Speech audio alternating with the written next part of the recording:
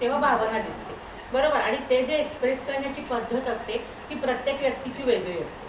आत्ताच बोलता बोलता आपण म्हणलं की मला एखादी गोष्ट नाही आवडली, तर मी सांगते त्याच्यापेक्षा खूप वेगळ्या पद्धतीने आत्ताची मुलं सांगतात. आपण यंग जनरेशन जर बघायला गेलो तर ॲरोगन्स खूप आहे आत्ता. म्हणजे न आवडलेली आवडून सगळ्याच गोष्टी त्यांना आवडल्या पाहिजेत असा आपला आग्रह नसतो, पण न आवडलेली गोष्ट सुद्धा सांगायची कशी त्याची एक पद्धत असते. आणि ती आत्ताच्या मुलांना शांतपणे अगदी आपण ज्याला म्हणूया की सोबर याच्यामध्ये ते सांगत नाही. त्याला कुठेतरी ॲरोगन्स येतो आणि त्यामुळे भावना व्यक्त करण्याच्या पद्धतीमध्ये थोडासा फरक पडतो. आपल्या फिलिंग आणि आपल्या पॉझिटिव्ह आणि निगेटिव्ह फिलिंग, आता पॉझिटिव्ह निगेटिव्हने आपण इतके वापरतो शब्द की त्या शब्दांचाही खरा अर्थ हल्ली लोकांना समजेन असं झालं की साध्या फिलिंग्ज असू दे कुठल्याही गोष्टीतले. आपलं ठरलेलं उदाहरण असतं की एक ग्लास तुम्हाला दाखवला, अर्धा ग्लास पाण्याने भरलाय, अर्धा ग्लास रिकामा आहे. तुमचा जसा ॲटिट्यूड असेल, अप्रोच टुवर्ड्स लाईफ जसं असेल तसं तुम्हाला ते दिसतं. काही व्यक्ती इतक्या निगेटिव्ह असतात की म्हणजे अर्धा तर रिकामाच आहे, पण तो भरलेला आहे, तो मला पूर्ण करायचा आहे, असा ॲटिट्यूड आपल्याला डेव्हलप करण्याची गरज असते. आणि त्याला आपण इमोशनली स्टेबल असणारी व्यक्ती असं म्हणतो. की ठीक आहे, कोणाच्याच आयुष्यामध्ये 100% प्लस नसतं, 100% मायनसही नसतं.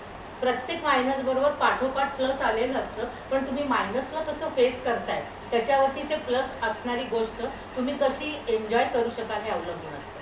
आणि आपल्याला तेच थोडंसं डेव्हलप करायचं आहे दुसरी. आता बघा की याच्यामध्ये इंटेलिजन्स म्हणजे काय, सेकंडच आहे ना? हो, सेकंड. इंटेलिजन्स म्हणजे काय बघा. मी आता थोडक्यात घेते कारण हा ते आपल्याला वर्गात शिकवायचा विषय नाही आहे. तर बुद्धिमत्ता म्हणजे साधारणपणे कसं असतं की ability of an individual to understand the situation appropriate. कुठलीही परिस्थिती असेल तर तुम्हाला ती परिस्थिती अतिशय चांगल्या प्रकारे समजवायची, समजून घ्यायची, त्याला आपण बुद्धिमत्ता असं म्हणतो. मग ती कुठलीही असेल. खूप जोरात पाऊस आला तरी फ्रस्ट्रेट होणाऱ्या बायका आहेत, अजिबात पाऊस आला नाही उकडते तरी फ्रस्ट्रेशन येणाऱ्या बायका आहेत, खूप थंडी पडली तरी मला कसं तरी होतंय म्हणणाऱ्या पण आहेत. म्हणजे कुठल्याच परिस्थितीशी जर तुम्ही जुळवून घेतलं नाही तर त्या ठिकाणी आपल्याला याचा विचार करताच येत नाही. रिलेशनशिप मेंटल एज आणि क्रोनॉलॉजिकल ही पूर्णपणे थिअरॉटिकल टर्म आहे. मेंटल एज म्हणजे तुम्ही तुमच्या वयाच्या नुसार तशा पद्धतीने ॲडजस्ट करताय. आणि क्रोनॉलॉजिकल एज ज्याला आपण शारीरिक वय म्हणतो ते म्हणजे काय, तर ते वाढण्यासाठी तुम्हाला कुठल्याही प्रकारचा प्रयत्न करावा लागत नाही, ते ऑटोमॅटिक वाढत असतं. पण मेंटल एज तुमचं जितकं डेव्हलप होतं, म्हणजे आम्ही जेव्हा बुद्धिमत्ता मेजर करतो, मोजतो, तेव्हा मानसिक वय आणि शारीरिक वय यांच्या गुणोत्तरावरून आम्ही बुद्धिमत्ता मोजत असतो. त्यामुळे हा एक महत्त्वाचा भाग लक्षात घ्यावा लागतो. आता बघा की आपण एखाद्या सिच्युएशनला कसं म्हणजे कुठलीही असेल की अत्यंत दुःखाची परिस्थिती असेल तर आपण त्याच्याशी ॲडजस्ट कसं होतं, आपण कोपिंग स्किल्स आपली काय काय आहे. काही लोक खूप चिडचिड करतात, वसवस करतात, आदळआपट करतात, दारं धडाधड आपटतात, टी व्हीचे रिमोट फेकून देतात. मी बघितली आहेत अशी माणसं की राग आला की एका माणसाने एका केसमध्ये होतं, बायको आणि त्यांचं भांडण झालं तर त्यांनी ती सुरईच म्हणतात ना त्याला, छोटा माठ असतो तो उचलून फेकून दिला घरात, स्वयंपाकघरात. त्याचं निस्तरायला कोणाला लागलं तर त्यांच्या बायकोला लागलं. पण हा जो भाग आहे हा कोपिंग स्किल्स चांगली असणाऱ्याचं लक्षण नाही आहे. तर तुम्ही कशा पद्धतीने ती सिच्युएशनला म्हणजे ॲडजस्ट करताय आणि मग तुमचा इमोशनल बॅलन्स तिथे कसा राहतो. प्रत्येक ठिकाणी आपल्याला भावनिक स्टॅबिलिटी किंवा भावनिक स्थैर्य हे खूप गरजेचं असतं. आणि ते जर तुम्ही योग्य पद्धतीने निर्माण केलं नाही तर मग तुम्ही कितीही बुद्धिमान असलात तरी त्याला फारसा उपयोग होत नाही किंवा त्याचा तुमच्या व्यक्तिमत्वाशी असणारा संबंध चांगल्या पद्धतीने लोकांच्यापर्यंत पोहोचत नाही. आपण असं म्हणतो की आपल्याला कायम माहिती असतं, आत्ता तर आपल्या तुम्हाला सगळ्यांना माहिती आहे, पॅन्डेमिकमध्ये जो 10वी-12वीचा रिझल्ट लागला त्याच्यात मॅक्सिमम लोकांना 100% 94, मी जेवढं विचारले तेवढ्या सगळ्यांना 90+ मार्क आहेत, 92, 94, 96. मग आपली ॲबिलिटी एवढी आहे का हा प्रत्येकाने विचार करायला हवा. आता हे जे फक्त अकॅडमिक बुद्धिमत्ता ही आमच्या दृष्टीने महत्त्वाची नाही. 94% मार्क मिळवलेला मुलगा किंवा मुलगी ही 64% मार्क मिळवणाऱ्या मुलगा किंवा मुलीपेक्षा अधिक सक्सेसफुल होईल असं आम्ही स्टेटमेंट कधीही करत नाही. कारण मार्क ही अकॅडमिक रेकॉर्डवर फक्त बुद्धिमत्ता ठरत नाही, तर तुम्ही एकूणच सगळ्या सिच्युएशनला ॲडजस्ट कसं करताय, तुम्ही कशा प्रकारची रिलेशनशिप मेंटेन करताय, तुमचं वागणं बोलणं टोटल पर्सनॅलिटी हे सगळं बुद्धिमत्तेशी संबंधित असतं. त्यामुळे नुसते मार्क मिळवणं हा बुद्धिमत्तेचा क्रायटेरिया होऊ शकत नाही. त्यामुळे हा एक भाग आपल्याला लक्षात घ्यावा लागतो. सर तिसरी आता बघा की टाईप्स ऑफ इंटेलिजन्समध्ये थोडासा आपण बघूया की ज्या वेळेला आपण एखाद्या व्यक्तीच्या मध्ये असणाऱ्या पूर्ण क्षमता मेजर करतो त्यावेळेला ती व्यक्ती बुद्धिमान आहे असं आपण म्हणतो. आता बघा की कुठल्याही प्रकारच्या विचार प्रक्रिया तुमची कशी आहे, तुमचं थॉट प्रोसेस कसा आहे. थॉट प्रोसेस तुमची जर चांगली असेल, जर पॉझिटिव्ह असेल, तर तुम्ही कुठल्याही परिस्थितीला चांगल्या पद्धतीने तोंड देऊ शकता. आणि unknown proportion of intelligence be म्हणजे which will measure using intelligence test. आता हे तुम्हाला आत्ता काही गरजेचं नाही, पण समजा आपल्याला आता माझ्याकडे येणाऱ्या केसेसमध्ये समजा मला असं वाटलं की अरे ह्या बाई किंवा हे बोलताना यांच्यामध्ये नॉर्मल्सी कुठेतरी कमी वाटते मला, म्हणजे बोलण्यात, शब्द वापरण्यात, किंवा आपण ज्याला म्हणजे बॉडी लँग्वेज किंवा फेशियल एक्सप्रेशन जे असतात, डोळ्यांमधले भाव आपण ओळखू शकतो. त्याच्यात जर कुठेतरी असं वाटलं की अरे बुद्धिमत्तेच्या दृष्टीने कुठेतरी थोडे मागासलेले आहेत, तर मग आम्ही बुद्धिमत्ता वापरून त्यांच्या बुद्धिमत्तेची रेंज काढतो की कुठची लेवल आहे यांची, ॲव्हरेज आहे, बिलो ॲव्हरेज आहे, बॉर्डर लाईन आहे का. काही वेळेला जिनियस ब्राईट लोक सुद्धा थोडी विम्झिकल वागतात, म्हणजे अतिशय बुद्धिमान व्यक्ती ज्या असतात त्याही थोड्याशा विम्झिकल वागतात. टेस्ट मेजर करतो. सर पुढचं आता बघा की ह्या तीन मगाशी मॅडम म्हणल्या तसं हे तीन प्रकारचे बुद्धिमा मापनाचे नियम, आपण नियम म्हणण्यापेक्षा हे निकष आहेत खरं तर. मग IQ म्हणजे आपण इंटेलिजन्स कोशंट म्हणतो की तुम्ही आत्ता जे आपण सगळेजण आहोत ते आपण सगळे मिनिमम नॉर्मल IQचे आहोत, म्हणूनच आपण एकत्र बसलेलो आहोत. बरोबर, नॉर्मल IQ. आता कुणाला असं वाटतंय की मी नॉर्मल नाही आहे? वाटतंय का कुणाला असं की मी नॉर्मल नाही आहे मॅडम? नाही. आपण IQच्या दृष्टीने सगळेजण नॉर्मल आहोत, पण बिहेवियर जर बघितलं तर काही काहींचं IQ नॉर्मल असून सुद्धा बिहेवियर थोडंसं विम्झिकल किंवा वियर्ड आपण ज्याला म्हणतो तसं असू शकतं, आणि ते घरामध्ये अनेक लोकांचं असू शकतं. फक्त ते केव्हा, कसं आणि कोणत्या सिच्युएशनमध्ये होतं हे आपल्याला समजून घ्यावं लागतं. बरोबर आहे. आता SQ आणि SQचे दोन भाग, सोशल कोशंट आणि स्पिरिच्युअल कोशंट. सोशल कोशंट म्हणजे काय, तर आत्ता आपण जो शिकणार आहोत भाग त्याच्याशी अत्यंत जवळचा संबंध असणारा सोशल कोशंट. म्हणजे तुम्ही कोणाशी कसे बोलताय, तुम्ही बोलत असताना किंवा मैत्री करत असताना किंवा एखाद्याशी रिलेशन एस्टॅब्लिश करत असताना तुम्ही त्यांच्या कुठल्या गोष्टींवर फोकस करताय. पैसा महत्त्वाचा आहे, त्यांनी कुठली साडी नेसली, कुठले दागिने घातले, हिऱ्याचे आहेत का, पाचीचे आहेत का, माणिक आहे का, मोती, या गोष्टी बघताय का, त्यांचा स्वभाव बघताय, त्यांची थॉट प्रोसेस बघताय, तुम्ही त्याच्याशी कसं रिलेट करताय, या गोष्टी आपल्याला बघायला लागतात सोशल कोशंटमध्ये. आणि अर्थातच जर सोशल कोशंट इन्क्रीज करायचा असेल तर तुम्हाला EQ इन्क्रीज करावं लागतं, भावनिक बुद्धिमत्ता वाढवावी लागते. जर तुम्ही तुमचं बोलणं, मुळात आपण म्हणतो की तोंडावरती जर ताबा असेल तुमच्या, तर तुम्हाला असं दिसून येतं की आपण खूप चांगली रिलेशनशिप निर्माण करतो प्रत्येक व्यक्तीशी, की मला असं वाटतं की या व्यक्तीशी माझं छान जमेल. मग तुम्हाला असं वाटलं की एखादी व्यक्ती आपल्याशी त्यांचं आपलं जमणार नाही किंवा तिची लाईन ऑफ थिंकिंग वेगळं आहे आणि आपलं वेगळं आहे, आपण ज्याला म्हणतो की पहिल्यांदाच एकदम वेवलेंथ जुळली तर आपली मैत्री होते, तसं जर नसेल तर वेडवाकडं बोलण्याचे शांत बसा.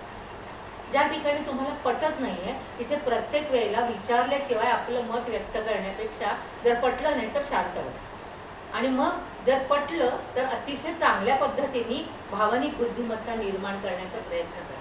बघा तुम्ही आता सध्याचं आपलं वय असं असतं, म्हणजे आमचं तरी असं आहे की आपल्याला कोणी फोन करून विचारलं का गं जेवलीस का, औषधं घेतलीस का, बरी आहेस का, एवढं विचारलं तरी त्या ज्या अटॅचमेंट आणि ती जी भावना निर्माण होते ती आता ठराविक वयाला आम्हाला गरजेची असते.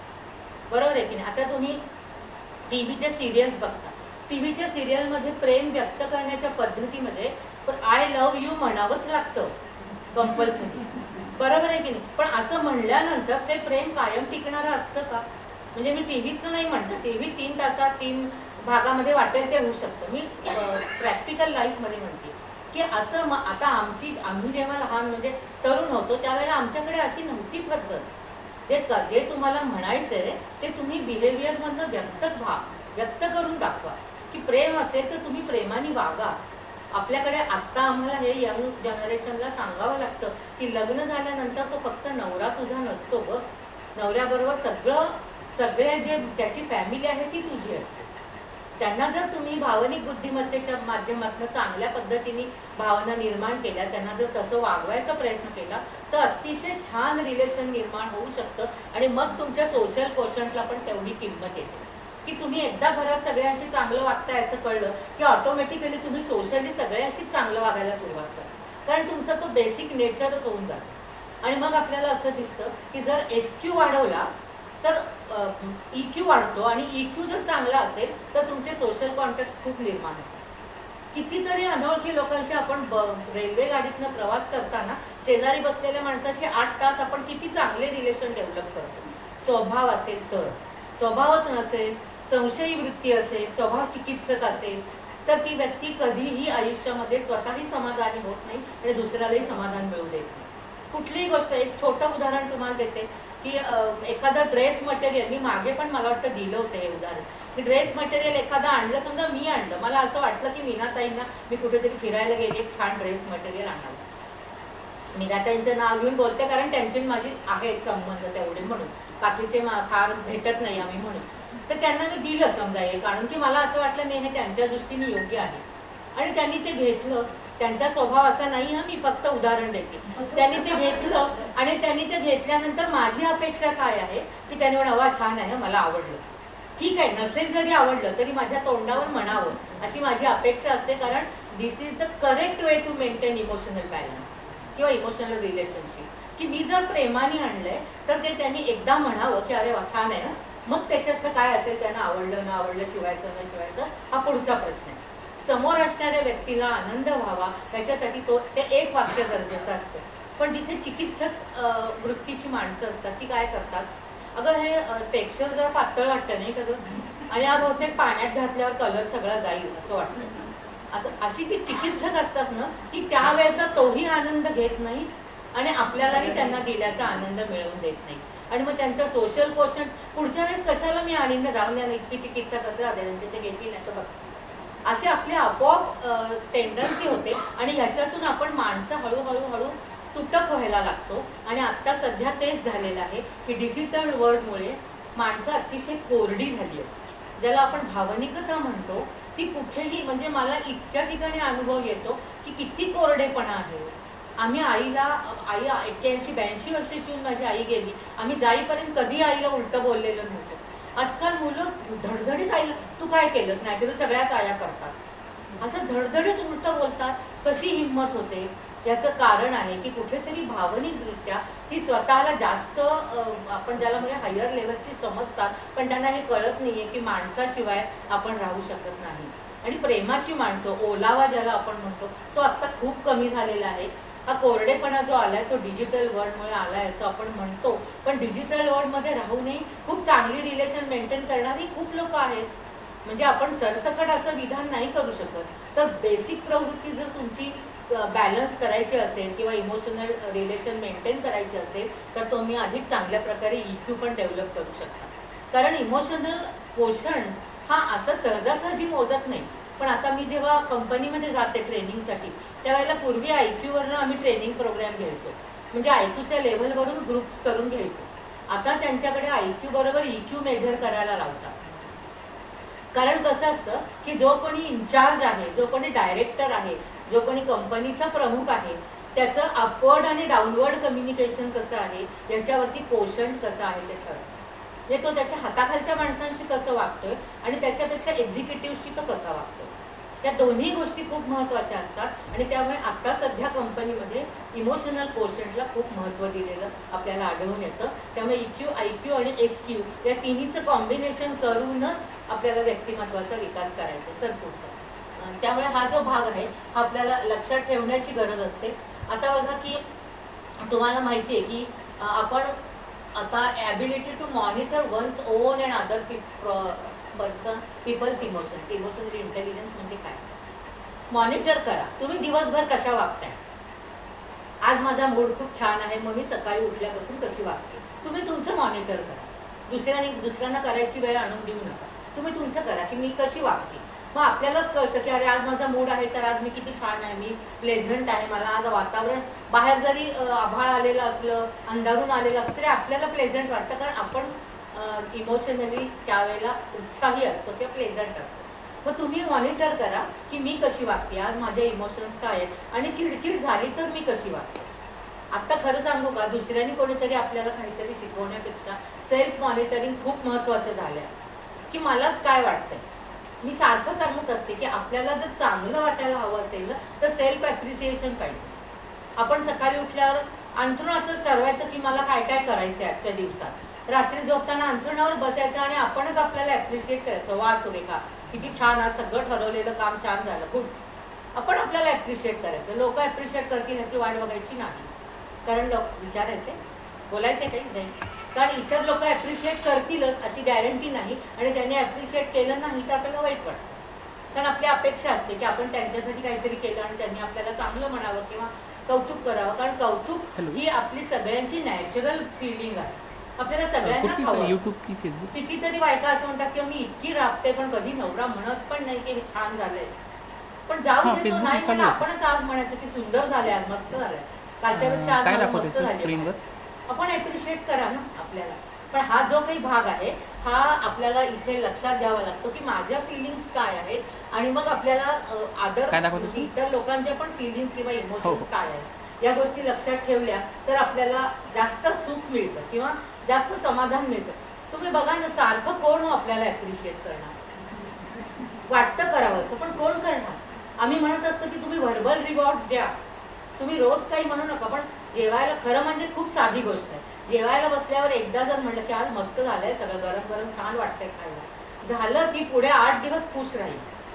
म्हणजे आता नवीन यांचं सांगते मी, कारण घरात करायची पद्धतच खूप कमी झाली आता. पण म्हणजे पार्सल आणायची पद्धत जास्त आहे किंवा ऑर्डर देऊन मागवायची पद्धत आहे. पण ठीक आहे, जेव्हा केव्हा घरात काय साधं का असे ना, एक शब्द बोलायला, एक वाक्य बोलायला खरं म्हणजे काही अवघड नाही, पण ते बोलण्यात सुद्धा आपला इगोमध्ये येतो की मी का दरवेळेला म्हणायचं, ते तिने करायलाच पाहिजे, आणि तिला वाटतं मी एवढं करते तर ह्यानी का नाही म्हणून. याच्यातच त्यांचे कॉन्फ्लिक्ट होतात, खूप फालतू कारणं असतात. मी तुम्हाला सांगते, म्हणजे मी दरवेळेला सांगते की मी जेव्हा केसेस हँडल करते तेव्हा मला असं वाटतं की अरे आपल्या नॉलेजचा काही उपयोगच नाही आहे, इतकी फालतू कारणं आहेत यांची. कशासाठी आपण यांना काउन्सिल करायचं, काय यांना आपण आरीबेटी काय द्यायची, रॅशनली विचार करा म्हणून सांगायचं काय, मुळात हे थिंकिंगच चुकीचं आहे. असं जर असेल, मी मागच्या वेळेस एक केस सांगितली होती बघा की तो लग्नाच्या आधी म्हणला तर मी तुला दर शनिवार आउटिंगला नेईन किंवा फिरायला नेईन, पण त्याला जमलं नाही कारण त्याने जॉब चेंज केला आणि त्याला शनिवारी सुद्धा जावं लागायचं, फक्त रविवार ऑफ असायचा, तर त्याला जाता आलं नाही फिरायला. तर त्याच्यावरून त्यांनी भांडणं केली. आता आपण कशाला म्हणायचं की दोघांच्या फिलिंग्स तुम्ही एकमेकांना समजून घेता. इतका कोरडेपणा जर नवरा बायकोंच्या रिलेशनमध्ये असेल, अटॅचमेंटच नसेल, आणि आता अटॅचमेंट कमी झाली आहे, ते तुम्हाला मी वेगळं सांगायला नको, आपण बघतोय की किती अटॅचमेंट कमी झाल्यात आता. हा जो भाग आहे हा लक्षात घ्यावा लागतो. EI म्हणजे being aware the emotions can drive our behaviour and impact. जशा तुमच्या मनातले इमोशन, EI म्हणजे इमोशनल इंटेलिजन्स, तो जसा असेल, भावना तुमच्या जशा असतील तसं तुम्ही आपोआप लोकांच्या पुढे प्रेझेंट होता. तुम्हाला खोटं खोटं प्रेझेंटेशन करणं जमत नाही, जरी केलं तरी तुमचे डोळे बरोबर सांगतात. तुम्ही एखाद्याचं खोटं खोटी स्तुती केली ना, अरे वा छान मला आवडलं, मनात असेल की काय आहे असं, तर ते त्या डोळ्यातनं दिसतं. आणि ते डोळे वाचण्याची एक वेगळी लँग्वेज आहे, ती आम्ही वर्गामध्ये शिकवतो मुलांना. ते डोळे वाचा, स्पर्शाची भाषा लक्षात घ्या, कसा असतो स्पर्श. डोळे का वाचायचे, कारण खूप गुढी गुढी आत्ता सगळं इतकं खोटारडं झालेलं आहे की आपण ज्याला म्हणतो की समोरच्याची कौतुक करण्याची सुद्धा, मनापासून कौतुक करण्याची ॲबिलिटी खूप जणांकडे नसते. चुका काढायला सांगितलं तर एक पानभर चुका काढतात, पण चांगल्या गोष्टी सांगा म्हणलं तर त्यांना दुसऱ्यांच्या चांगल्या गोष्टी दिसत नाही, किंवा आपण असं म्हणूया की दुसऱ्यांच्या चांगल्या गोष्टीमध्ये आनंद मानण्याची प्रवृत्तीच कमी झाली आहे. असं जर असेल तर आपल्याला डोळे वाचता आले पाहिजे. खोटं खोटं कौतुक करून आपण त्याच्यातून समाधानी आणि आनंदी राहण्याचा कधीच प्रयत्न करू नये. आपल्याला तेवढं ओळखता आलं पाहिजे की ही व्यक्ती खरंच आपलं कौतुक करते का मनात वेगळंच आहे आणि करते, आणि हे आपल्याला ह्याच्यातनं कळतं की तुमच्या वागण्याचा, तुमच्या एकूण सगळ्या इमोशनल वागण्याचा इतरांवर काय परिणाम होतोय आणि तुम्हाला ती व्यक्ती कशा पद्धतीने वाचता येते. हा एक खूप महत्त्वाचा भाग आहे. तुम्ही कितीही भावना लपवल्यात ना तरी तुमचे डोळे तुम्हाला काहीच लपवून देत नाही, काहीच लपवून. तुम्हाला आज मी खूप फ्रेश आहे, पण डोळे कळतात तुम्ही खरंच फ्रेश आहात का नाही. खोटं खोटं फ्रेश असाल तर डोळ्यातनं कळतं. आणि बॉडी लँग्वेज जी असते ती तुमच्या सगळ्या बिहेवियरचा एक महत्त्वाचा भाग म्हणून आपल्याला लक्षात घ्यावं लागतं. आता बघा की ability to understand, use and manage your own emotions in positive way to release stress and solve conflicts. आता मुळात संघर्ष म्हणजे काय मला सांगा कोणी? संघर्ष म्हणजे काय? कुठल्या कुठल्या गोष्टीत तुम्हाला संघर्ष येतो? बरोबर. आणि आपल्या दोन विचारांमध्ये करेक्ट करेक्ट. म्हणजे आपण म्हणतो मला कळत नाही करावं की करू नये, हा पण एक कॉन्फ्लिक्ट असतो. मतभेद हा तर आता बाय डिफॉल्ट असणारा कॉन्फ्लिक्ट आहे आणि तो सगळ्याच घरांमध्ये असतो आणि तो असायलाच पाहिजे, कारण दोन्ही वेगवेगळ्या कुटुंबातून आलेल्या व्यक्तींची मतं सारखी असणारच नाही. पण आपल्याला EI जर वाढवायचा असेल, इमोशनल इंटेलिजन्स जर वाढवायचा असेल, तर त्या मतभेदांवर पण आपण मात करायला शिकलं पाहिजे. की ठीक आहे, तुला असं वाटतंय, मला असं वाटतंय, 4 दिवस असं करून बघू, 4 दिवस असं करून बघू, जे काही सुटेबल असेल ते कंटिन्यू करू.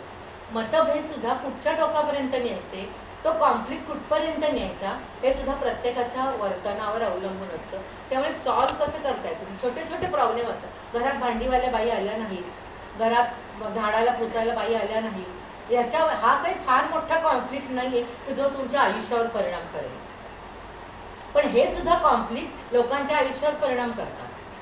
ती इतकी चिडचिड करते, इतकी आदळआपट करते, इतकी वादावादी घालते, त्याला बोलते, त्याच्या घरच्यांना बोलते. आता ती बाई आली नाही, त्याला बाकीच्यांचा काही दोष नसतो, पण त्याच्यावरून इतकी चिडचिड आणि आदळआपट होते की शेवटी तो कॉन्फ्लिक्ट कुठल्या तरी टोकाला जातो. मी मागे तुम्हाला एक उदाहरण दिलं होतं, एका आजींचं आठवत असेल, ते इथेच राहत होत्या त्या मोदी गणपतीपाशी. आणि काही नाही, दही आठवते का बघा की जेवायला बसले आजी आजोबा, आजीने दही वाढलं आजोबांना आणि त्या दह्याला तार आली होती, कारण ती थंडी होती. त्यांना दही नीट लावतं किंवा लागलं नसेल दही, थंडीचं लागत नाही. आजोबा 75 वर्षाचे, आजी 72 वर्षाचे. किती वर्ष संसार केला असेल बघा. मुलगा अमेरिकेला, मुलगी बँगलोरला. किती वर्ष केला संसार. तरी त्या दिवशी त्या आजोबांनी ताट भिरकावून दिलं, ते इतकं जोरात भिरकावलं ते उंबऱ्यातनं पलीकडे गेलं. मला तुला काय इतके वर्ष संसार केलास तर तुला दही सुद्धा लावता येत नाही. आता ह्याच्यामध्ये तुम्ही बघा EI किती महत्वाचं आहे. इमोशनल तुम्ही जर त्या आजींना समजून घ्यायला पाहिजे. आज त्याही 70+ आहेत, तुम्ही 75 आहात, म्हणजे इतके वर्ष त्यांनी तुम्हाला खायला प्यायला घातलंय, सगळं व्यवस्थित झालंय, म्हणूनच तुम्ही इथपर्यंत आलाय.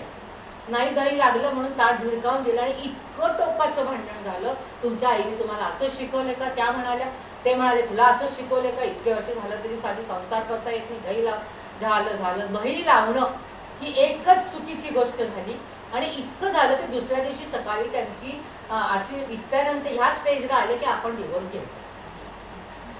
कारण फक्त एवढंच ना.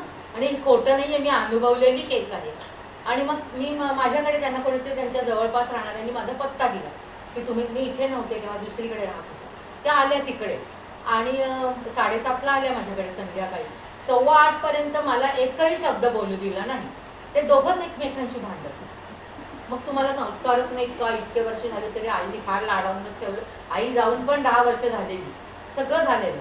आणि मग इतकी भांडणं. शेवटी मी त्यांना कॉफी करून आणली, बाकरवडी आणून दिली. मी म्हटलं तुम्ही खा, शांत व्हा, मी बोलू का आता का नकोच बोलू? नाही म्हणे मॅडम बोला. 2-3 दिवस ते ओळीने माझ्याकडे संध्याकाळचे आले. भयंकर वादविवाद घातला. तरी 3ऱ्या दिवशीपर्यंत ते या डिसिजन मधला फर्म होते की मला डिवोर्सच घ्यायचा. आजोबा, हा आजी नाही, आजीना नव्हता घ्यायचा. मग आजोबा, मी म्हटलं ठीक आहे आजोबा तुम्हाला घ्यायचा आहे ना, एवढा मोठा डिसिजन मी तुम्हाला एकटं नाही ना फॉर्म होऊ शकत. तुम्ही तुमच्या मुलीचा पत्ता द्या, मला नंबर द्या, फोन नंबर, मी तिच्याशी बोलते फोनवरती. आणि मग माझ्याकडे फॉर्म हे पण आहेत, अर्ज पण आहेत कोर्टात जे सबमिट करायचे असतात ते देते तुम्हाला. फक्त मी मुलीशी बोलून घेते आधी आणि मग देते. मग ते माझ्या जावयाला यातलं काही सांगू नका. म्हणलं अहो तुम्ही डिवोर्स घेतल्यानंतर जावयाला कळणारच की नाही. त्याच्यापेक्षा म्हणजे तिला जाऊ दे जावयाकडे राहायला, मी एकटा राहतो इथे. म्हणलं पण नाही ना, मला हे त्यांना सांगितल्याशिवाय नाही. उद्याच्या दिवस मी वाट बघते, तुम्ही मला उद्या या आणि सांगा काय करायचं ते, मग मी त्याच्याकडून अर्ज भरून घेऊन आणि मग आपण सबमिट करू. पण मी जावयाशी बोलल्याशिवाय पुढे जाणार नाही. आणि मग त्यांना बऱ्याच गोष्टी सांगितल्या, काय म्हणजे आमच्या पद्धतीने काउन्सिलिंग केलं. त्याच्या पुढच्या आठवड्यात त्या आजी एकट्या आल्या. त्या म्हणाल्या अहो जरा त्यांच्या वागण्यात फरक पडला बरं का. खुश होत्या, कारण म्हणे मला अहो ह्या वयात काय हो म्हणे, किती वाईट दिसतं असं तसं. आणि मग त्याच्या पुढच्या आठवड्यात ते स्वतः आले आणि म्हणाले नाही मॅडम आता आम्ही छान वागणार आहोत. मी म्हणलं आजोबा एक करायचं, आता आजी ह्याच्या पुढे दही लावणार नाही. अमूलचा डबा आणायचा, त्या घरात दही लावणार नाहीत. म्हणजे त्यांना येत नाही ना लावता, सोडून द्या ना, ती गोष्टच सोडून द्या. त्या जे चांगलं करतात ते त्यांना करू दे, जे चांगलं करत नाही असं तुम्हाला वाटतं त्याची तुम्ही ऑर्डर करा. खुश झाले, म्हणजे नाही नाही चुकलंच माझं, आत्तापर्यंत ती गरम करून घाललं. पण त्यांना म्हणजे ते रिअलाईज झालं की आपण कुठेतरी रागाच्या भरात हे सगळं बोललो. आता ह्याच्यामध्ये दोघंही म्हातारे असल्यामुळे दोघांनाही ते म्हातारपणाची चिडचिड होतीच, पण हे कुठेतरी कुणीतरी तिसऱ्या थर्ड पर्सननी की जी त्यांच्या मुलीपेक्षाही लहान आहे त्या व्यक्तीने त्यांना ते समजावून द्यायची गरज पडली. असं झालं. पण त्याच्यामधून ही इमोशनल अटॅचमेंट त्यांची जी इतक्या वर्षाची होती ती कामी आली, म्हणून ते परत नॉर्मल कंडिशनमध्ये आले. आता ती नसतेच, त्यामुळे भांडण झालं की टोकाचीच भूमिका. आणि पेपरला मोठ्या, ज्याला आपण म्हणूयात की फार काहीतरी मोठं केल्यासारख्या बातम्या येतात. 15 दिवसात डिव्होर्सला मान्यता मिळाली. ही काही म्हणजे ज्याला आपण म्हणूयात की पॉझिटिव्ह गोष्ट आहे का खरं तर. पण आपल्याकडे असं होतं आणि त्याच्यामुळे इमोशनल इंटेलिजन्सकडे कोणाचंही लक्ष नाही आहे सध्या. पण एक वेळ अशी येईल की भरभरून पैसा आहे घरामध्ये पण माणसं नाही. आणि असं जर झालं तर मग याची त्यांना महत्त्व कळणार आहे. पुढचं सर, आता बघा की एरियाज कुठले असतात. आता हे तुम्ही कामं करता ऑफिसमध्ये, ॲडमिनिस्ट्रेटिव्ह स्किल्समध्ये इमोशनल इंटेलिजन्स किती महत्त्वाचं असतं. कोणीही मॅडम असू, आता मी कधीही इथे आले ना, मीनाताई असोत नसोत, माझ्याशी कोणी बोलत नाही, मला कोणी उत्तर देत नाही असं कधीच होत नाही. कारण की ॲडमिनिस्ट्रेशनमध्ये येणाऱ्या व्यक्तीला तुम्ही जितकं चांगल्या पद्धतीने एंटरटेन कराल तितकी ती तुमच्याशी जास्त अटॅच होते. मला याच्यात मी ज्यांच्याशी बोलते त्यांची नावं सुद्धा माहिती नाही आहेत खरं, पण मला खात्री आहे की मी आल्यानंतर मी त्यांच्याशी बोलणार आणि त्या माझ्याशी छान बोलणार. हा जो भाग असतो हा ॲडमिनिस्ट्रेटिव्ह स्किलमध्ये येतो. कितीतरी कॉलेजेसमध्ये ॲडमिनिस्ट्रेशनचं ऑफिस असतं, ऑफिसमध्ये इतकं विचित्र पद्धतीने बोललं जातं की कितीतरी टीचर्स दुखावले जातात. ॲडमिनिस्ट्रेटिव्ह स्किलला इमोशनल इंटेलिजन्सची गरज काय असं खूप जणांना वाटतं, पण असं नाही आहे. भावना ही सगळ्या क्षेत्रामध्ये पाहिजे. आपल्या घरामध्ये काम करणाऱ्या बायका असतात, त्यांच्याशी सुद्धा तुम्ही जितक्या अटॅचमेंट करून बोलाल वागाल तितक्या त्या आपल्याला घरगुती असल्यासारख्या त्याही आपल्या घरात तशा रुळतात आणि आपलं घर स्वतःचं घर मानून राहतात. मी माझ्याकडे कामाला आल्यावरती एकदाच तिला सांगितलं होतं की तुझं घर आहे असं समजून काम कर, मी तुला काहीही इन्स्ट्रक्शन्स देणार नाही. तुझं घर तू कसं स्वच्छ ठेवशील त्या पद्धतीने काम कर. एकदा सांगितल्यानंतर तिच्यावर विश्वास टाकला की त्या पद्धतीच्या भावना आपोआप डेव्हलप होतात. पण हे सुद्धा प्रत्येक व्यक्तीला सांगावं लागतं. आणि आजकाल खरंच म्हणजे तुम्ही म्हणाल तुम्ही आजकाल असं म्हणताय, पण यंगस्टर्समध्ये आत्ता आपल्याला इमोशनल पोषण वाढवायची फार गरज आहे. त्यांना बाहेरच सगळ्या गोष्टी आवडतात, पडतात, पण अटॅचमेंट आईवडिलांशी, घरातल्या मोठ्या माणसांची ही त्यांना निर्माण करावी लागते. घरातलं जसं ॲटमॉस्फिअर असेल त्या पद्धतीने ते वातावरण निर्माण होतं. करिअर डेव्हलपमेंटलाही पाहिजे. तुम्ही ज्यावेळेला कुणाचं तरी गायडन्स घेताय करिअर तुमचं डेव्हलप करताना, त्यावेळेला समोरच्या व्यक्तीमध्ये तुम्ही जितके चांगल्या पद्धतीने अकॅडमिकली सुद्धा इन्व्हॉल्व व्हाल तितकं तुमचं करिअर अधिक चांगल्या प्रकारे डेव्हलप होतं.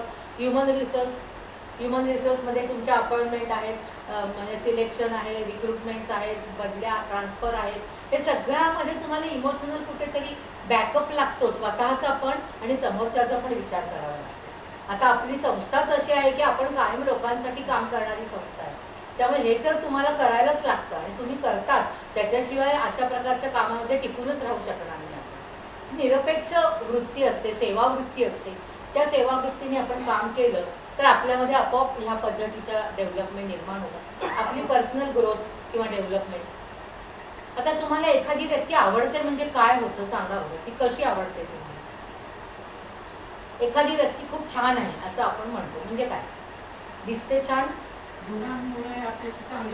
नाही, पण नाही ना. आता समजा मी तुम्हाला पहिल्यांदाच भेटली, मग तुम्हाला माझे गुण माहिती नाही, हो, पण कम्युनिकेशन सुद्धा केलेलं नाहीये मी तुमच्याशी. कुठेतरी आपण एका कार्यक्रमात भेटलो तरी पटकन आपण म्हणतो की ही व्यक्ती छान आहे. बरोबर.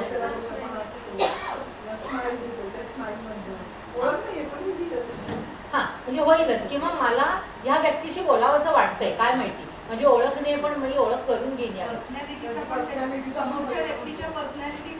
तोच आपला विषय विषय चाललाय. पर्सनॅलिटी डेव्हलपमेंटमध्येच आपल्याला इमोशनल इंटेलिजन्स कसं इन्क्ल्यूड करायचं. मी जे नेहमी सांगत असते की तुम्ही कसेही वागा, कसेही बोला, तुमचं जे बेसिक नेचर असतं ते तुमच्या चेहऱ्यावर रिफ्लेक्ट होत असतं. तुमचा चेहरा जर जे सांगतो ना ती तुमची पर्सनॅलिटी असते. तुम्ही राहणीमान, आपलं अपडेट राहणं, किंवा आपण ज्याला म्हणूया की फॅशनेबल नाही पण चांगलं राहणं, जे आपल्या प्रोफेशनला आवश्यक आहे त्या पद्धतीने राहणीमान, ह्या सगळ्या गोष्टी ज्या असतात ना त्या कुठेतरी आपल्या भावनांचं प्रगटीकरण असतं. आपण बघा साधं कलरचे सुद्धा आपल्यामध्ये काही सिग्निफिकन्सेस आहेत. तुम्हाला माहीत असेल रोज डेला आम्ही मुलं लाल, आता आमच्या कॉलेजमध्ये आम्ही रोज डेला रोज क्वीन आणि रोज किंग असे 2 दिवसाच्या शेवटी काढत असतो. म्हणजे कोण तर तिला जास्तीत जास्त लाल गुलाब मिळाले ती रोज क्वीन, आणि ज्याला जास्तीत जास्त लाल गुलाब मिळाले तो रोज क्वीन. हे त्यावेळेची गंमत झाली. पण ह्या प्रत्येक रंगाला सायकोलॉजिकल सिग्निफिकन्स आहे काहीतरी. की पांढरा रंग आपण शांततेचं प्रतीक मानतो, पिवळा रंग मैत्रीचं प्रतीक मानतो, बरोबर, लाल रंग प्रेमाचं प्रतीक. तो प्रेम म्हणजे आपल्याकडे वेगळं प्रेम मानतात. आईला सुद्धा लाल गुलाब देऊ शकतो ना आपण. आई सुद्धा प्रेमाचीच आहे ना. व्हॅलेंटाईन्सच्या दिवशी तर नेहमीच असं सांगितलं जातं की फक्त म्हणजे 2 अपोजिट सेक्सचं रिलेशन म्हणजेच प्रेम नाही. आपण कोणालाही प्रेमाचं प्रतीक म्हणून लाल गुलाब देऊ शकतो. केशरी म्हणजे विरक्ततेचं प्रतीक, गुलाबी म्हणजे थोडंसं आपण त्याला रसिकतेचं प्रतीक असं म्हणतो. पण हा जो सगळा सिग्निफिकन्स आहे हा तुमच्या वैयक्तिक व्यक्तिमत्वाच्या कलर चॉईसवरनं प्रगट होत असतो की तुमचा कलर चॉईस काय आहे. काही काहींना खूप गाडी झटाक फटाक कपडे घालायला आवडतात, पण त्यांचं व्यक्तिमत्व वाईट असतं का तर नाही. पण त्यांच्या पर्सनॅलिटीमधले कॅरेक्टरिस्टिक्स हे वेगळे असतात. ज्यांना अगदी सोबर साधे कपडे घालायला आवडतात ते कसे असतात असे आपण त्याची ॲनालिसिस करू शकतो आणि त्यांच्या पर्सनॅलिटीचे सगळी वैशिष्ट्ये आपण शोधून काढू शकतो. आणि ते करत असताना जर ऑब्झर्व केलं त्यांचं वर्तन तर त्याच्यातून आपल्याला त्यांचं भावनिक पण एकूण त्यांची स्टॅबिलिटी काय आहे किंवा भावनिक विकास कशा पद्धतीचा आहे ते पण आपल्याला कळू शकतं. सेल्स आणि मार्केटिंग आपल्यातला विषय नाही, पण सेल्स आणि मार्केटिंगमध्ये पण तुम्ही बोलताय कसं ह्याच्यावरती खूप मार्केटिंग स्किल्स पण आहेत मॅडम. सेल्स आणि मार्केटिंगमध्ये आहे. तुम्ही एखादी व्यक्ती म्हणजे प्रोडक्ट लागतं असं नाहीये. एखादी व्यक्ती आपल्याकडे आली आहे तर आपण त्याच्याशी कसे प्रेझेंट होतो. बरोबर आहे. म्हणजे आपल्या संस्थेची ऍडव्हर्टाईज करायची असली तरी आपण बोलतोय कसं हे खूप महत्वाचं आहे. बरोबर, पहिल्यांदा महत्वाचं असतं, खूपच महत्वाचं. त्याच्याशिवाय मार्केटिंग स्किल्स डेव्हलपच होत नाही.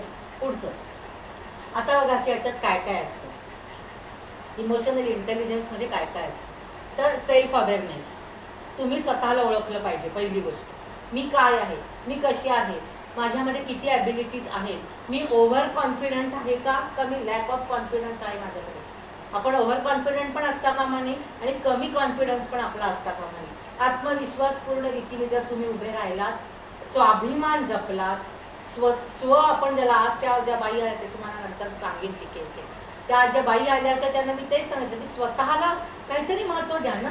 तुम्ही स्वतःला महत्त्व द्या तरच तुम्हाला लोक महत्त्व देतील. अदरवाईज तुमच्यासाठी कोणीही काहीही बोलणार नाही किंवा तुम्हाला कुठेही महत्त्वाने मागवलं जाणार नाही. त्यामुळे सेल्फ अवेअरनेस पाहिजे की मी काय आहे, माझ्यामध्ये काय आहे, माझ्या ॲबिलिटीज काय काय आहेत, मी काय करू शकते, मी स्वतःला प्रूव्ह करण्यासाठी कुठे कुठे मला सिद्ध करू शकते, या गोष्टी आपल्याला माहिती असल्या पाहिजे. आणि त्याच्यानंतर मोटिवेशन. जर आपल्याला सेल्फ अवेअरनेस असेल तर आपोआपच आपण उत्स्फूर्तपणे काम करतो की मी या फील्डमध्ये नक्की पुढे जाऊ शकेन. मग आपल्याला आणखीन प्रेरणा मिळते आणि आपण आणखीन मोटिवेशननी काम करू शकतो. तिसरं एम्पथी. हा तर आता अगदी महत्त्वाचा भाग आहे की सिंपथीपेक्षा एम्पथी पाहिजे, सहानुभूतीपेक्षा सह अनुभूती पाहिजे. बरोबर. सहानुभूती दाखवणारे खूप असं काय ग असं कोरडी सहानुभूती, काय ग असं नको तर ग व्हायला तुझ्या ह्याच्यात असं, अरे पण झालं आता त्याच्यावर काय हे नाही. आणि कोरडी सहानुभूतीला आपण कधीही रिॲक्ट व्हायचं नाही. एक तर तुम्ही जर स्ट्रेट फॉरवर्ड असाल तर एखाद्या व्यक्तीने सरळ म्हणून दाखवावं की मला कोरडी सहानुभूती कोणाचीही नको. शांतपणे, ॲरोगंटली नाही. सहानुभूती पाहिजे की मी जर तिच्या जागी असते तर माझी काय परिस्थिती झाली असती, असा विचार करून जर तुम्ही तिच्याशी इमोशनली रिलेशन डेव्हलप केलं तर नक्कीच तुम्हाला असं जाणवेल की ती व्यक्ती अतिशय चांगल्या पद्धतीने तुमच्याशी वागेल. पण आपल्याला हे आवडतच नाही. सहानुभूतीपेक्षा आपण कोरडी सहानुभूती खूप जणांना देतो. मी खूप वेळा ते अनुभवलेलं आहे. आणि जेव्हा तुम्ही स्ट्रेट फॉरवर्ड नसता, तुम्ही त्या कोरड्या सहानुभूतीला बळी पडता, त्यावेळेला तुमचा कॉन्फिडन्स एकदम लूज व्हायला लागतो. माझ्यावरती ही परिस्थिती आली आहे. I am capable of coping this type of situation, म्हणून मला ही परिस्थिती मिळालेली आहे. त्याच्यात मी समाधानाने आणि आनंदाने व्यवस्थित राहू शकते. हे तुम्ही स्वतःला सांगा की तुम्ही व्यवस्थित स्वतःला स्वाभिमान सांभाळून तिथे राहू शकता. सेल्फ रेग्युलेशन, सगळ्याच भावना रेग्युलेट करता आल्या पाहिजे. खूप आनंदाने उरळून जायचं नाही, खूप दुःखाने खचून जायचं नाही, स्टेबल राहायचं. खूप दुःख झालं तर एखादा दिवस दुःख म्हणजे एक्सप्रेशन हवं, दडपून नाहीच टाकायचं. रडायला आलं रडून घ्यायचं, आरडाओरडा करायचं नाही. खूप रडायला आलं तर एखाद दिवशी येतं ना, भावना आहे, नॅचरल फिलिंग आहे. आलं तर दार बंद करावं, शांतपणे मोकळं व्हावं, पाणी प्यावं आणि फ्रेश व्हावं. सेल्फ रेग्युलेशन, भावनांचं सुद्धा रेग्युलेशन करण्याची खूप गरज असते. ते जर तुम्ही रेग्युलेट केलं की ठराविक वेळेला ठराविक पद्धतीच्या ठराविक प्रपोर्शननीच माझ्या भावना व्यक्त होणार आहेत असं जर तुम्ही म्हणला तर तुम्ही अधिक चांगल्या प्रकारे स्वतःला डेव्हलप करू शकता. सोशल स्किल्स आणि सोशल अवेअरनेस. मी असं बोलले तर समोरच्याला काय वाटेल? मी जर अशी भावना व्यक्त केली तर समोरच्या व्यक्ती माझ्यापासून तुटतील का? किंवा त्यांना काय वाटेल? मी शहाणी आहे म्हणजे समोरचा वेडा आहे असा अर्थ होत नाही ना. तू शहाणी आहेस तर समोरचा तुझ्या इतकं शहाणा आहे असं गृहीत धरून जर त्याच्याशी वागलो तर आपल्यामध्ये रिलेशनशिपमध्ये कधीही प्रॉब्लेम येत नाही. आणि हे रिलेशनमध्ये खूप अवघड असतं नातेवाईकांच्या मध्ये. पण आपण सोशल रिलेशनमध्ये सोशल स्किल्स चांगली डेव्हलप करू शकतो अशा पद्धतीने जर वागलं तर. सेल्फ मॅनेजमेंट, तर कुठल्याही फील्डमध्ये सेल्फ मॅनेजमेंट हवी. मग ते तुमचं पर्सनॅलिटी असेल, तुमची डेव्हलपमेंट असेल, करिअर असेल, सेल्फ मॅनेजमेंट ही गरजेची आहे. त्याच्यासाठी आणखीन एक महत्त्वाचा मुद्दा असा आहे की रुटीन एस्टॅब्लिश करा. माझ्या पद्धतीप्रमाणे हे रुटीन आहे. मी अमुक असता उठणार, अमुक वेळेच्या आत मला हे पूर्ण करायचं. खूप त्याच्याशी स्टिक राहण्याचा प्रयत्न करा.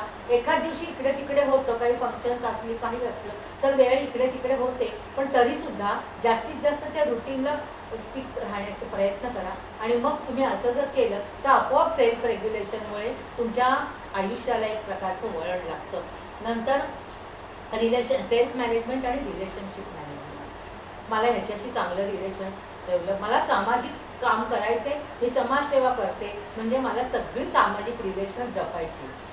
अशा पद्धतीने जर सोशल रिलेशनशिप मॅनेजमेंट आपण केली तर आपल्याला इमोशनल इंटेलिजन्सचा जास्त फायदा होतो. सर पुढची आता बघा की ह्याच्यामध्ये या प्रत्येकाचं मी एक्सप्लेनेशन जे दिलं ते तिथे लिहिलं आहे की if you are self aware you are having a clear picture of your strength and weaknesses. हा एक खूप महत्त्वाचा भाग आहे की आम्ही शिकवताना स्वोट ॲनालिसिस शिकवतो. तुम्हालाही माहिती असेल ते ऐकून की स्ट्रेंथ, विकनेसेस, अपॉर्च्युनिटीज आणि थ्रेट्स. मग तुम्हाला तुमच्यातल्या स्ट्रेंथ आणि विकनेसेस माहिती पाहिजे की ह्या फील्डमध्ये आपल्याला काम करायचं, आपली किती स्ट्रेंथ आहे या फील्डमध्ये काम करायची, आपल्यामध्ये किती विकनेसेस आहेत. तर मी मगाशी त्या म्हणल्या जसं की मार्केटिंग मला करायचं आहे पण मार्केटिंगमध्ये मी चांगलं बोलू शकेन की नाही मला माहीत नाही, तर हा माझा विकनेस आहे. पण माझ्याकडे स्ट्रेंथ काय आहे तर मी अप्रोच होऊन हे मिळवू शकते, कामं मिळवू शकते. मग त्या कामाला बोलायला मी दुसऱ्या कोणाला तरी पाठवू शकते मला जर बोलायची सवय नसेल तर. आपले स्ट्रेंथ आणि विकनेसेस जर माहिती असतील तर आपण अधिक चांगल्या प्रकारे स्वतःला समजून घेऊ शकतो. मोटिवेशनमध्ये तेच आहे की self motivated leaders work consistently towards their goal. थोडक्यात हे थोडंसं काय आहे की कंपनीशी रिलेट करणार आहे की जर लीडरच मुळात मोटिवेटेड असेल तुमच्याकडे, तर मीनाताई मोटिवेटेड आहे तर सांगायलाच नको कोणाला, म्हणजे आम्हालाही मोटिवेशन मिळतं त्यांच्यापासून, तर तुमच्या इथे काम करणाऱ्यांना मिळणार. पण लीडर जर मोटिवेटेड असेल तर काम करण्याला तेवढाच उत्साह येतो आणि त्या पद्धतीने काम पण केलं जातं. त्यामुळे मोटिवेशन हा खूप महत्त्वाचा भाग आहे. आणि मग त्याच्यासाठी काय आहे तर ऑब्जेक्टिव्ह सेट करा आणि तुम्ही कुठे उभे आहात, तुम्ही स्टँड कुठे होत आहे. तुम्ही स्वतःला ओव्हर कॉन्फिडन्स समजूच नका. मी हे काम करते, समाजामध्ये मी हे निर्माण केले, समाजामध्ये मी माझ्या संस्थेचं एक स्थान निर्माण केले, ते टिकवायचं असेल तर सगळ्या एम्प्लॉईजच्या बरोबर मी अतिशय चांगल्या पद्धतीने मोटिवेट होईल. आणि त्याच्या पद्धतीने जर आपल्याला कळलं की आपण कुठे आहोत नेमकं तर आपण स्वतःला चांगल्या प्रकारे डेव्हलप करतो. आणि ते करत असताना ऑप्टिमिस्टिक राहा, निराशावादी कधीही राहू नका. आणि कायमच म्हणजे कुठल्याही प्रकारची सिच्युएशन आली तरी निराशावादी राहायचं नाही. Be optimistic. काय वाटेल ते झालं तरी बी ऑप्टिमिस्टिक. हा जो भाग आहे हा आशावादी राहिला तर तुमचा इमोशनल इंटेलिजन्स आपोआपच वाढतो. पुढचं सर, आता एम्पथी. आता मी मगाशी सांगितलं तसं की आपण समवन एल्स सिच्युएशनमध्ये, इतरांच्या सिच्युएशनमध्ये आपल्याला गृहीत धरायचं आणि या सिच्युएशनमध्ये मी कसा वागेन हे थोडंसं सांगायचं. आणि असं जर आपण बघितलं, एम्पथी दाखवली, तर आपल्याला स्वतःच्या इमोशन्स डेव्हलप करायला मदत होते. Pay attention to body language of the employee. आपल्याला बघा, एखादं खूप डिस्टर्ब झालेली व्यक्ती असेल तर ती जेव्हा ऑफिसमध्ये येते तेव्हा तिच्या चालण्यातनं, तिच्या बोलण्यातनं, तिच्या वागण्यातनं, तिच्या चेहऱ्यावरून आपल्याला कळतं की आज हिचं काहीतरी बिनसलेलं डिस्टर्ब. ते कळलं पाहिजे, म्हणजे कळतं असं नाही, पण ते लिडरला तरी कळलं पाहिजे ॲटलिस्ट, नेहमी बघणाऱ्या माणसाला. त्यामुळे हा एक भाग आपल्याला लक्षात घ्यावा लागतो. Give response to feelings. कोणीही आता हे खूप सांगावं लागतं. आपण कोणाच्या घरी जाऊन बोलत असलो की त्यांचं अर्ध लक्ष मोबाईलमध्ये असतं, आपण काय बोलतो याच्याकडे लक्ष नसतं. प्रत्येकाच्या फिलिंग्सला रिस्पॉन्स देणं गरजेचं असतं. कितीही वेळ, मी म्हटलं ना की मी जेव्हा ऑनलाईन काम करत होते काउन्सिलिंगचं, तेव्हा ऑर्डिनरी सेशन पाऊण तासाचं असतं काउन्सिलिंगचं, घरात बोलवल्यावर. पण ऑनलाईन मी जेव्हा करायची तेव्हा 1 तास, सव्वा तास, 1.5 तास त्या व्यक्ती बोलत राहायच्या. पण कसं आहे की त्या बोलणाऱ्या व्यक्तीला थांबवून माझी वेळ झाली म्हणून मला बंद करायला जमायचं नाही. कारण त्यांच्या फिलिंग्स अशा असतात की मी किती बोलू, आता मी तुम्हाला किती सांगू, कारण आपण प्रत्यक्ष भेटत नाही आहोत, तर मी जास्तीत जास्त बोलते. त्यामुळे त्यांना त्यावेळेला मला थांबवता यायचं नाही. ते आपण करायला हवं की त्यांच्या भावनांची कदर करायला पाहिजे. आज मी जे म्हटलं ना, अक्षरशः 1 ते 1.5 तास त्या बाई एकट्या बोलत होत्या, पण त्या इतक्या बोलल्या आणि इतक्या रडल्या की त्या पूर्ण मोकळ्या झाल्या. त्यांच्या फिलिंग्समध्ये आपण जर इंटरेस्ट घेतला, त्यांच्या फिलिंग्सला आपण समजून घेतलं, तर आपल्याला आपला इमोशनल इंटेलिजन्स काय आहे हे समोरच्या व्यक्तीला कळतं आणि त्या पद्धतीने आपली रिलेशन डेव्हलप होतात. आता बघा की सेल्फ रेग्युलेशन परत आलं की this is about staying in control. Self regulated leaders really react spontaneous. कधीही स्पॉन्टेनियस रिॲक्शन द्यायची नाही.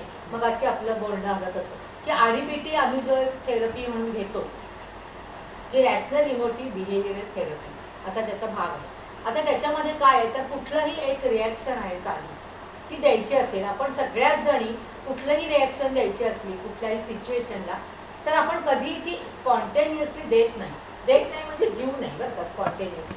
मग त्याच्यात काय असतं, त्याच्यात कुठलीही रिॲक्शन देताना आपण आधी सेल्फ टॉक करत असतो आणि तो सेल्फ टॉक हा आपल्या मनाचा असतो. त्या सेल्फ टॉकवर कंट्रोल करायला जर आपण शिकलो तर आपली रिॲक्शन खूप छान येईल. आणि सेल्फ टॉकवर कंट्रोल कसा करायचा हे रॅशनल इमोटिव्ह बिहेवियरल थेरपीमध्ये सांगितलं जातं. की कितीतरी वेळेला काही जणी आपण खूप शॉर्ट टेम्पर्ड, काही जण अगदी आनंदाने सांगतात की मी ना शॉर्ट टेम्पर्ड आहे मॅडम. शॉर्ट टेम्पर्ड असणं हा गुण नाही, हा आपल्या स्वभावातला दोष आहे. कारण शॉर्ट टेम्पर्ड माणूस कधीच विचारपूर्वक रिॲक्शन देत नाही, फटकन रिॲक्शन देऊन मोकळा होतो. पण जे विचारपूर्वक रिॲक्शन देणारे लीडर्स असतात ते कधी स्पॉन्टेनियस रिॲक्शन देत नाही. शांतपणे विचार करू, ठीक आहे ती चुकीचं वागली आहे, तिचं चुकलंय, याने आपलं नुकसान झालंय, पण ते चुकीच्या वागण्यामागचं कारण काय आहे हे शोधून काढण्याचा ते लीडर प्रयत्न करतात. म्हणून आपल्याला असं लक्षात घ्यावं लागतं की आपण प्रत्येक वेळेला आपलं सेल्फ टॉक बघायचं. मी एक उदाहरण देत असते नेहमी की तुम्ही हॉटेलमध्ये गेलायत, समजा तुम्ही काहीतरी ऑर्डर केली आहे, 5-6 मैत्रिणी गेल्यात, ऑर्डर केली, त्याने वेटरनी बिचाराने तुमची ऑर्डर आणून दिली. समजा डोसा आहे, त्याचं सांबार आहे, ते गार झालंय, तर तुम्ही किती जण ते ॲडजस्ट करू शकाल सांगा बरं मला. ॲडजस्ट करू शकू आपण, आहे तसं खाऊन मोकळं होतो की नाही. मी अशी लोक पाहिली आहेत म्हणजे आत्ताची यंग जनरेशन की ते फटकन वेटरला बोलत, हे मला नको, हे गार झाले, मला गरम करून आणून दे, हे आणून. तो वेटर बिचारा कावराबावरा होतो, कारण त्या वेटरचं काहीच नसतं ना त्याच्यात. त्याला ज्यांनी करून दिलेलं असतं तो फक्त आणून देण्याचं काम करतो. आणि मी माझ्याच मैत्रिणींपैकी एक जण अशी होती, तिला मी म्हटलं की तू त्याला का बोलतेस, आपण पैसे भरतो ना सुरेखा, असं नाही पाहिजे. आपण पैसे भरतो तर आपल्याला चांगलं पाहिजे. आपण पैसे भरतो म्हणून त्यांनी आपल्यासाठी, त्यांनी तो काय करणार, वेटरनी थोडं करून आणून दिले का, हा जो भाग असतो. आता इथे साधी गोष्ट आहे की इथे तुम्ही रॅशनल थिंकिंग करायला हवं, थोडं प्रॅक्टिकल थिंकिंग करायला हवं. तुम्ही सुद्धा तुमच्याकडे जेव्हा पाहुणे येतात, तुम्ही पोहे कराल, काही कराल, ते स्वयंपाकघरामधनं हॉलमध्ये नेऊन देईपर्यंत काही प्रमाणात कोंबट होतात की नाही, चहा काही वेळेला आपण जर बाहेर लॉन मध्ये बसून चहा प्यायचा म्हणला तर तो नेईपर्यंत थंड होतो. आपण आपलं कसं ऍडजस्ट करतो आपलं. जसं मी सांगितलं होतं की लहान मुलाने जर एखादा कप फोडला, दूध प्यायला दिलं त्याला सकाळी, तर आई त्याचं इतकं वाजा करते, त्याला मारते काय, फटके काय देते. आणि तिच्या हातचा जर फुटला तर ती गुपचूप उतरून कचऱ्यात टाकून ते सगळं आवरून मोकळी होते. साधी गोष्ट आहे ना, ही ऍडजस्टमेंट जर तुम्ही करता तर मग तिथे पण तुम्ही रॅशनल थिंकिंग करायला हवं ना. तिथे पण तुम्ही सेल्फ टॉकवर कंट्रोल करायला हवं की नाही, जसं माझ्या हातनं चुकून होऊ शकतं तसं त्याच्या हातने चुकून झालं, तो मुद्दाम फेकून फोडलाय का त्याची नाही. पण हा विचार करण्याची मानसिक पातळीच राहत नाही. इतके शॉर्ट टेम्पर्ड असतात या, भयंकर चिडतात. कितीतरी गोष्टीत असं होतं की जाऊ दे तुला खायला वेळ लागतो, चल मी भराभरा घास भरवतो. अक्षरशः इथे कोंबतात असे घास, आणि आता तू खा निवांत, तोपर्यंत मी माझं आवडतो. अरे ह्याला काही अर्थ नाही ना, हे काही करायचं म्हणून काम करायचं नाही. पण हे सांगताना सुद्धा तुम्ही त्यांच्या भावना जर महत्वाच्या नाही मानल्या, सायकोलॉजिकली जर बघितलं तर 3 महिन्याच्या मुलापासून भावना निर्माण होतात आणि त्या कळतात. आपल्याला कळत नाही 3 महिन्याच्या मुलाच्या काय भावना असतील, पण 3 महिन्यापासून निर्माण होतात. आणि 2.5 वर्षाचं मूल सगळ्या प्रकारच्या भावना व्यक्त करू शकतं. 30 महिन्याचं मूल, मग हा जो काही भाग असतो हा जर आपल्याला लक्षात घ्यायचा असेल तर 3 महिन्याच्या मुलाला आईचा हात कळतो, दुसऱ्याचा हात कळतो, दुसऱ्याच्याकडे गेलं की रडतो, आईकडे आलं की थांबतो. तर त्याला हाताचा स्पर्श कळतो, पण त्याच्या भावना आहेत तो फक्त व्यक्त नाही करू शकत.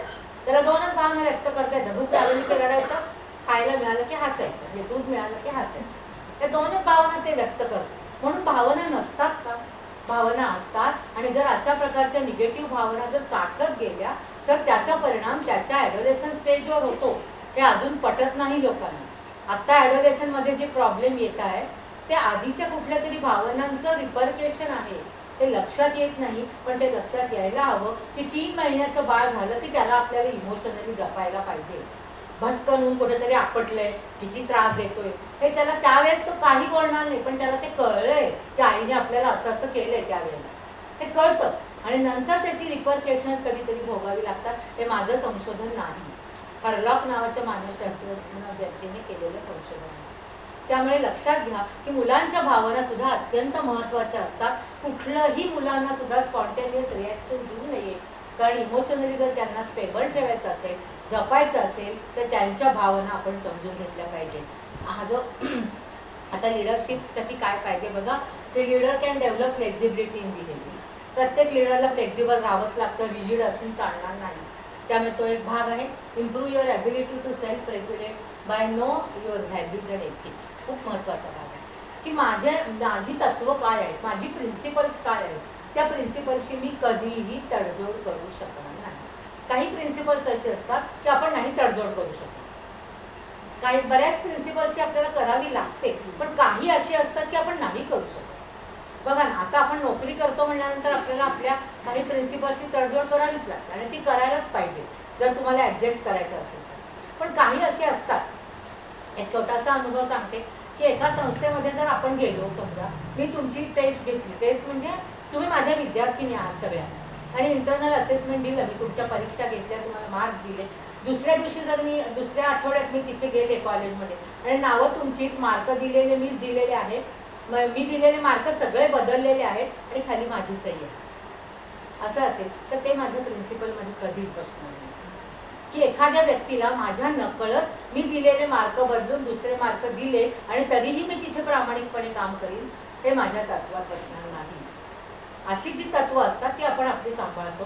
पण जसं म्हणतो की पाण्यात राहून माशाशी वैर करता येत नाही, तशा काही काही ठिकाणी आपल्याला त्या प्रिन्सिपलची तडजोड करावी लागते. पण आपली सेल्फ प्रिन्सिपल्स काहीतरी असतात, एथिक्स असतात, आपले व्हॅल्यूज असतात, त्या शक्यतो आपण त्याच्याशी तडजोड नाही केली तर आपण इमोशनली स्टेबल राहतो. नाहीतर आपण भावनिकदृष्ट्या खूप डिस्टर्ब होतो, त्याने मला हे नव्हतं करायचं पण मी केलं, आणि मग त्याने आपल्याला त्रास होतो. पण मग त्याच्यातनं बाहेर यायचं असेल तर सराउंडिंगचा विचार करायचा की या परिस्थितीत मला ते करावं लागलंय, पण ठीक आहे, मला जर करायची म्हणजे करायचं का नाही असं जर ऑप्शन असतं तर मी नसतं केलं. अशा पद्धतीने थोडंसं स्वतःला आपण त्याच्यातनं बाजूला करायचा प्रयत्न करायचा. Hold yourself accountable, admit mistakes, practice the calm. Mistakes admit करणं हे तर इमोशनल इंटेलिजन्स नाही, हे आयुष्यभरासाठी गरजेचं असतं.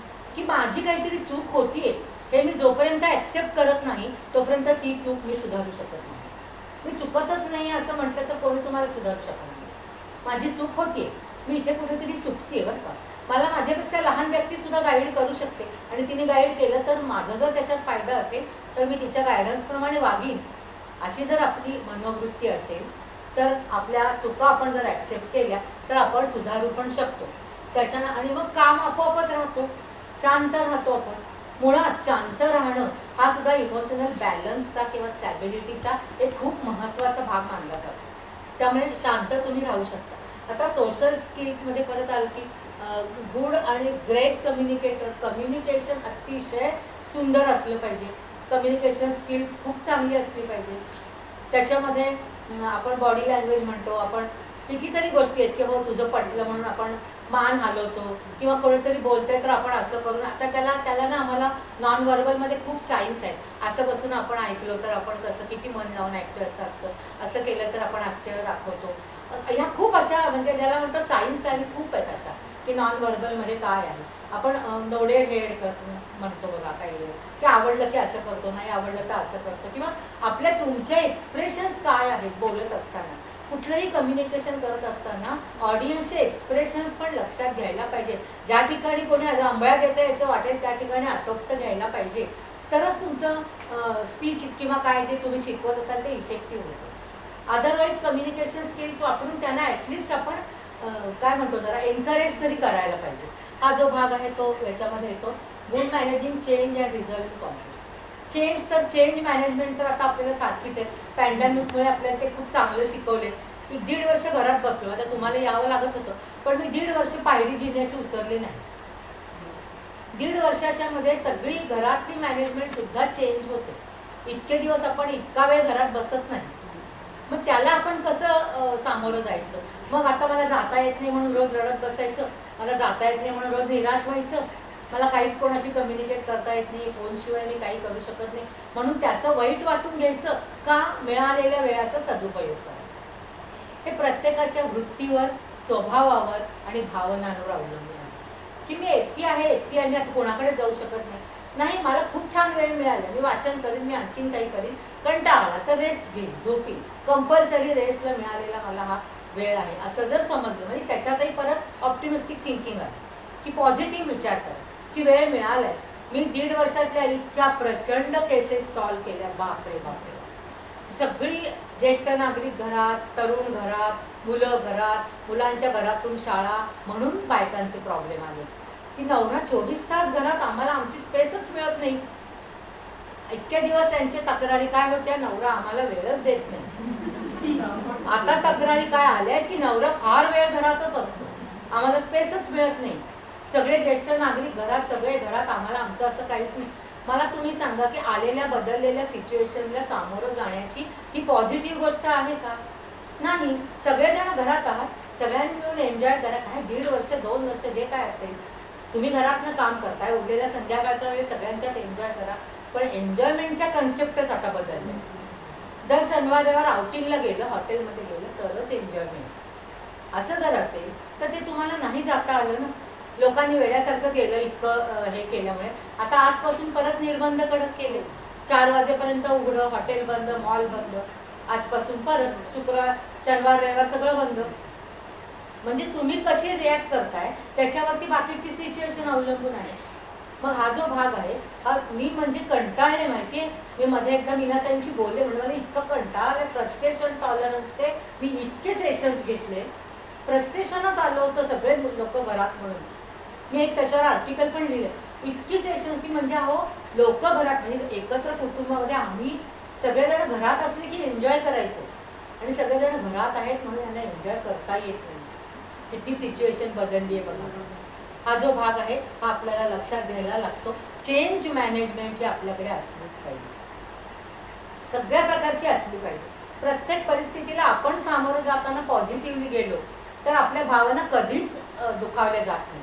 पॉझिटिव्ह जे होत झालंय ना ते माझ्या चांगल्यासाठी झालंय बस असं समजायचं. म्हणजे आपण अगदी ऑप्टिमिस्टिक राहू शकतो.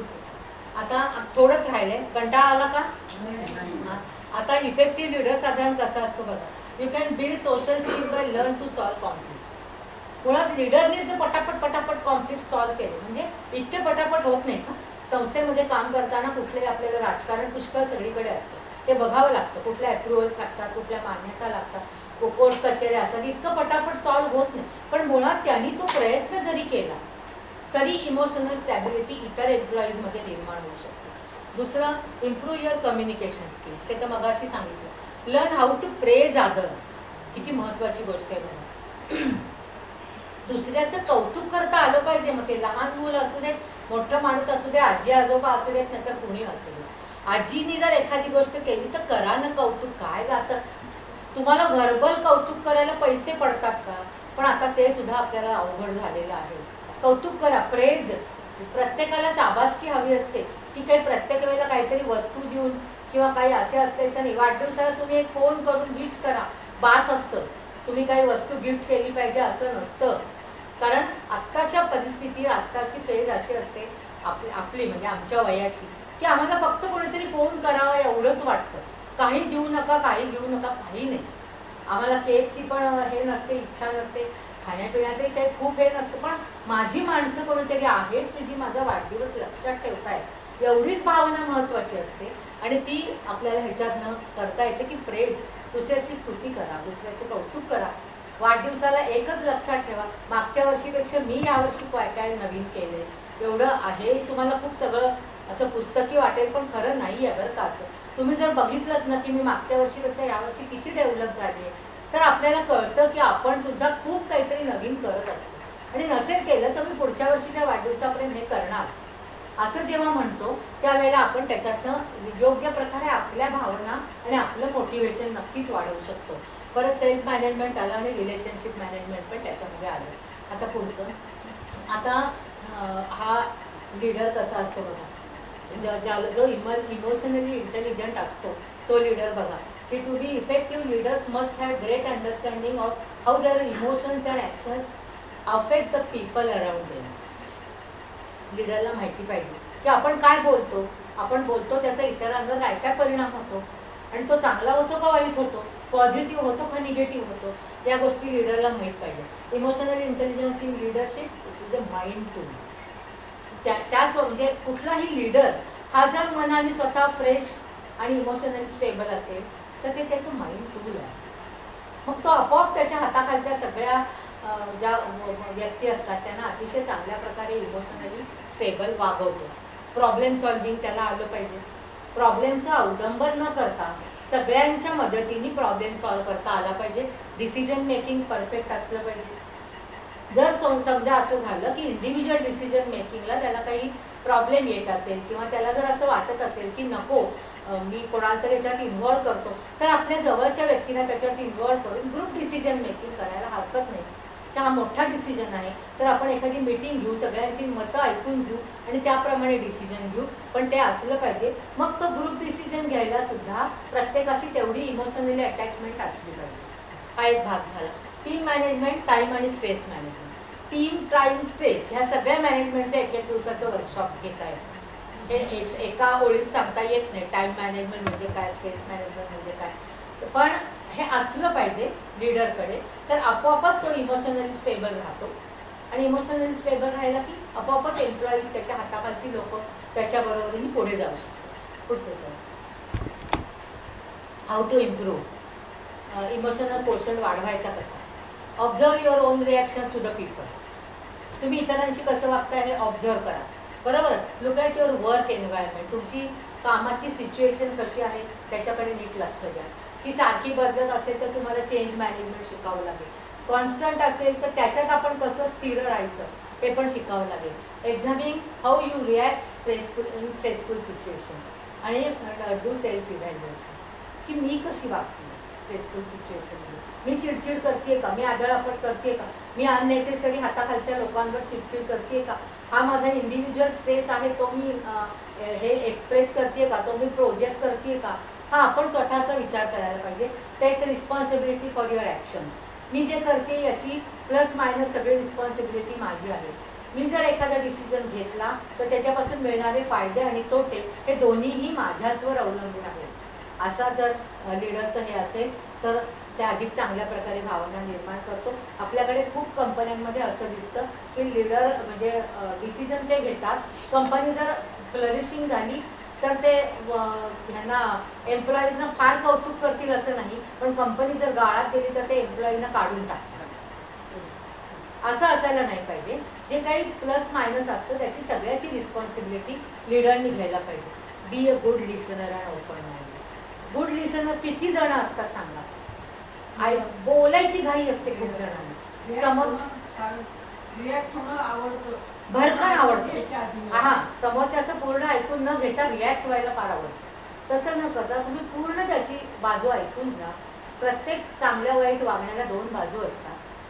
वाईट वागणारा, आता तुम्ही जर इतके दिवस ओळखत असाल तर वाईट वागणारा मुद्दाम वाईट वागतोय का सूड बुद्धीने वाईट वागतोय हे तुम्हाला कळतं. तसं असेल तर तुम्ही त्याच्यापासून चांगला दूर राहा. म्हणजे लिडरला नाही दूर राहताय, पण शांत राहून त्याला समजावून सांगा. अदरवाईज आपलं एखाद्याशी पटलं नाही तर 4 हात दूर राहतात. तुम्ही डिस्टर्ब राहत नाही त्याच्यामुळे, दुसरा काही भाग नाही.